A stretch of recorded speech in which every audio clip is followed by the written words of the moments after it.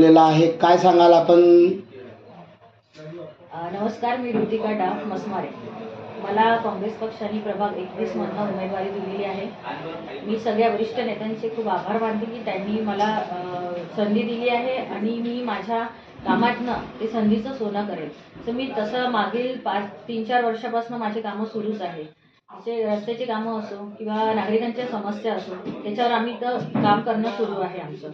आणि आता एवढा वर्ष निघाला आहे आजपर्यंत जे काही नगरसेवक होते, माजी नगरसेवक, त्यांनी जे काही कामं केले आहे किंवा प्रशासनिक आता त्यांचंच आहे, म्हणजे सरकारी त्यांचीच आहे.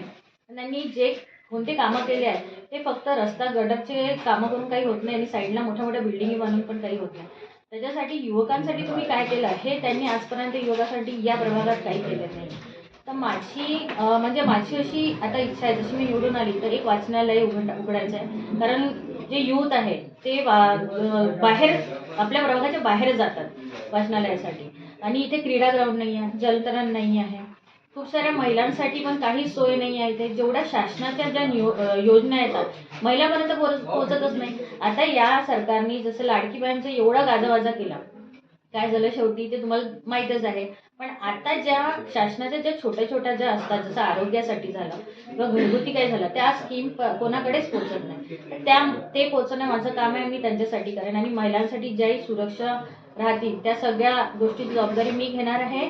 आणि माझं हेच प्रयत्न राहील की जास्तीत जास्त ज्या नागरिकांच्या समस्या आहेत त्या सॉल्व्ह करायच्या. बस त्याच्यासाठीच मी विनंती करते की 15 जानेवारीला येणाऱ्या 15 जानेवारीला येणाऱ्या 15 जानेवारीला पंजाला वोट देऊन जास्तीत जास्त संख्येने मला निवडून आणा. की नागपूर महानगरपालिकेमध्ये 120 पेक्षा जास्त जागा हा भाजपच्या राहणार आहे, काय सांगाल आपण? त्यांचं तसंही तुम्हाला माहीतच आहे, हरवेळेस त्यांचे ते बोलणं असतात. पण यावेळेस असं आहे की जास्तीत जास्त जागा युथच्या येणार आहे आणि काँग्रेस पक्षाचाच येणार आहे. कारण लोक चिडून गेले आहे, त्यांना पण आता परिवर्तन पाहिजे आहे, नवीन चेहरे पाहिजे आहे. आणि त्यांच्या पण ज्या आता जे राहते जनरेशन, त्या जनरेशनचे पण वेगवेगळे काहीतरी आयडिया असतात की त्या पूर्ण आता त्या कामातून सांगतील तुम्हाला कसं करायचं, काय करायचं. त्यासाठी आता एवढे युथ आहे आमचं, ते सगळे सोबत आहे आणि आम्ही निश्चितच निवडून येऊ. ताई, आपण नागपूर महानगरपालिकेवरती नगरसेविका म्हणून निवडून आल्या, तर पहिलं काम काय राहणार आहे आपलं? सगळ्यात पहिले तर मी तुम्हाला सांगितलंच आहे की मला वाचनालय इथे ओपन करायचं आहे.